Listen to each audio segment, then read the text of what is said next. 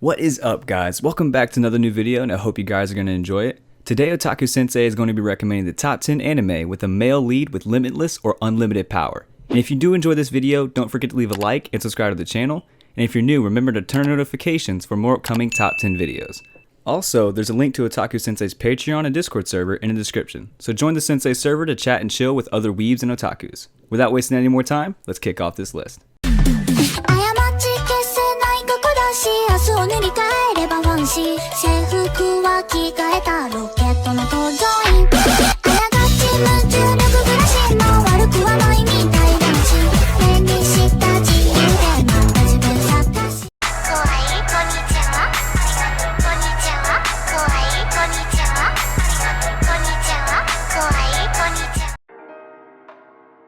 In 10th place is 𝐴ᴨⴡ The aloof high schooler Mo-Fan has found himself in a universe similar yet distinctly different from his own mundane one. It's a place where magic has replaced the essence of science. Here, the most capable students are taught to master the wonders of spellworking to fend off large, devastating beasts that lurk in the forests surrounding the city. Like his previous life, Mo-Fan remains the son of a poor laborer and the older stepbrother to a crippled sister. Despite these disadvantages, he dreams of attending a magic school to become a magician, a highly respected and lucrative trade, in order to repay his father for his hard work. Mo-Fan is accepted into a renowned magic institution. However, rumors spread about his poverty and lack of magical ability, labeling him as the laughingstock of the school. Nonetheless, Mo-Fan manages to harness not only the powerful fire element, but also the rare lightning element too. Now armed with dual abilities, what dangerous encounters will the versatile mage face? In 9th place is Utaruku Mao-sama. Striking fear into the hearts of mortals, the demon lord Satan begins to conquer the land of 𝐴ntiᴟᴜ with his vast demon armies. However, while embarking on this brutal quest to take over the continent, his efforts are foiled by the hero Emilia, forcing Satan to make his swift retreat through a dimensional portal, only to land in the human world. Along with his loyal general, 𝐴Ðᴜ, the demon finds himself stranded in modern-day Tokyo and vows to return to complete his subjugation of 𝐴ntiᴟᴜ. That is, if they can find a way back. Powerless in a world without magic, Satan assumes the guise of a human named Sadao Mao and begins working at McDonald's, a local fast food restaurant, to make ends meet. He soon realizes that his goal of conquering 𝐴ntiᴟᴜ is just not enough, as he grows determined to climb the corporate ladder and become the ruler of Earth, one satisfied customer at a time.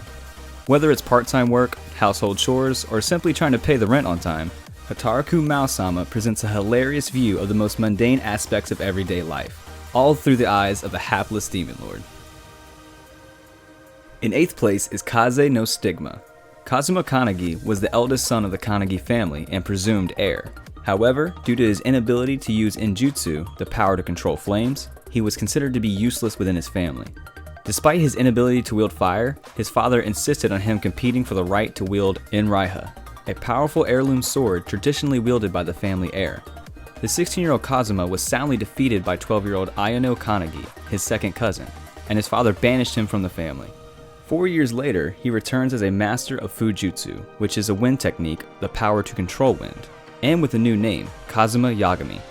Soon after his return, several Kannagi family members are killed by someone using Fujutsu, and Kazuma is presumed to have committed the murders in revenge for his banishment. Though innocent of the murders, he is confronted by various members of his former family who wish to fight him. However, the only person that Kazuma wants to fight is his father, the strongest injutsu user and whom he later defeats in a duel. Kazuma is revealed to be a contractor, a rare individual who has entered into a contract with the Wind Spirit King. Due to this, Kazuma is able to draw upon the wind spirits around him, which amplifies his inherent powers and allows him to heal his wounds. When using this power, his eyes turn azure blue.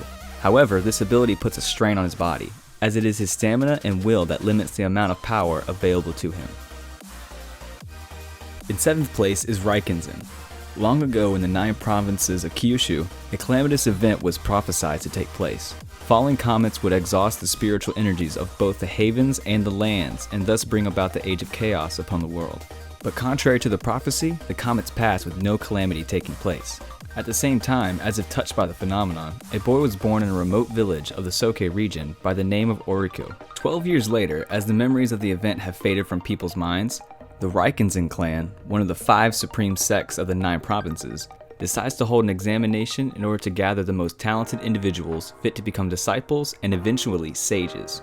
Hearing about this news, Oriku and his servant Ocho head towards the site, unaware that the organizer, Obu, despite her elegant appearance, is infamous for being extremely irresponsible and carefree, hence making the trials in the examination unpredictable. Okay. In 6th place is Death March Kara Hajimaru.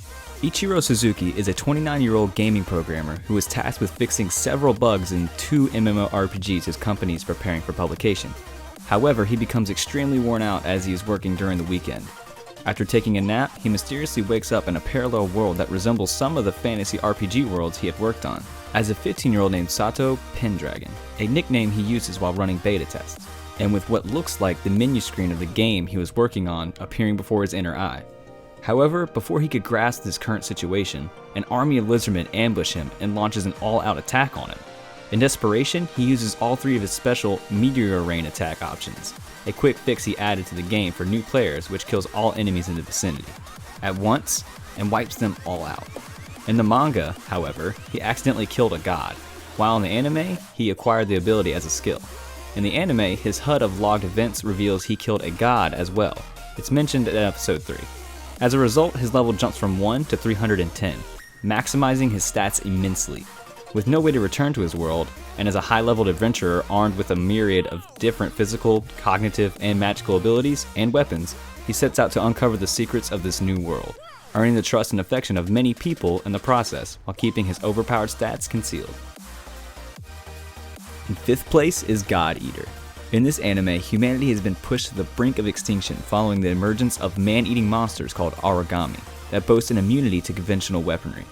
They ravage the land, consuming almost everything in their path and leaving nothing in their wake. To combat them, an organization named Fenrir was formed as a last-ditch effort to save humanity through the use of God Eaters, special humans infused with oracle cells, allowing them to wield the God Arc, the only known weapon capable of killing an origami. One such God Eater is Lenka Utsugi, a new type whose God Arc takes the form of both blade and gun. Now, as one of Fenrir's greatest weapons, Lenka must master his God Arc if he is to fulfill his desire of wiping out the origami once and for all. The monsters continue to be born en masse, while the remnants of humanity struggle to survive the night. Only God Eaters stand between the origami and complete and total annihilation of the human race. In 4th place is Hattori no Shita, the Outcast. Our main character, Chao Soren, was a normal college student until he gets caught up in a terrible incident in a small village while visiting his grandfather's grave. While walking through the graveyard to pay a visit to his deceased grandfather, Soren is assaulted by zombies until a mysterious girl wielding a knife appears and leads him to a confrontation with the zombies. After successfully fending off the zombies and further encounters with the knife-wielding girl known as Fu Ho-Ho, Soren's life begins to change as he learns that the martial arts technique taught to him by his grandfather, known as Kitaigen, is a technique being sought after by many martial arts groups with ulterior motives. The story follows Soren's attempts to find out his grandfather's real history and his supposed connection with Fu Ho-Ho.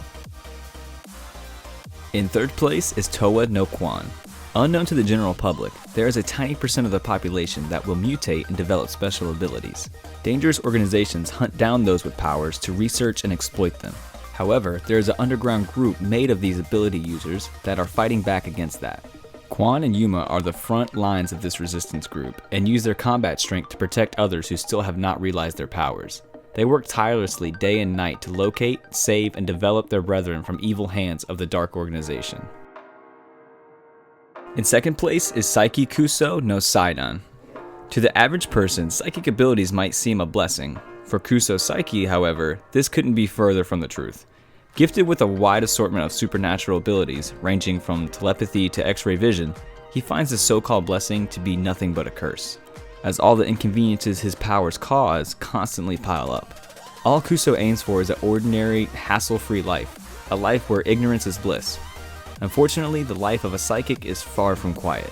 Though Kuso tries to stay out of the spotlight by keeping his powers a secret from his classmates, he ends up inadvertently attracting attention from many odd characters, such as the empty-headed Riki Nendo and the delusional Shun Kaido.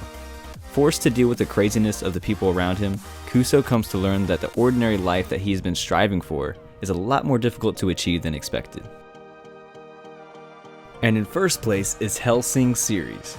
Helsing, an organization specializing in dealing with supernatural threats, is called to eliminate a vampire that is turning the villagers of Cheddar into ghouls. To put an end to this, the leader of the organization, Sir Integra Fairbrook Wingates Helsing, dispatches her most formidable asset, a powerful vampire known as Alucard. Armed with only a single handgun, Alucard wreaks havoc on the monsters plaguing Cheddar. However, a young police officer, Saris Victoria, gets caught up in the chaos and becomes mortally wounded as a result. Taking pity on the girl, Alucard gives her a choice: die as a human or live on as a vampire. Saris accepts his offer and begins a new life as a member of Helsing. Though it was her decision, Saris struggles with the fact that she is no longer human.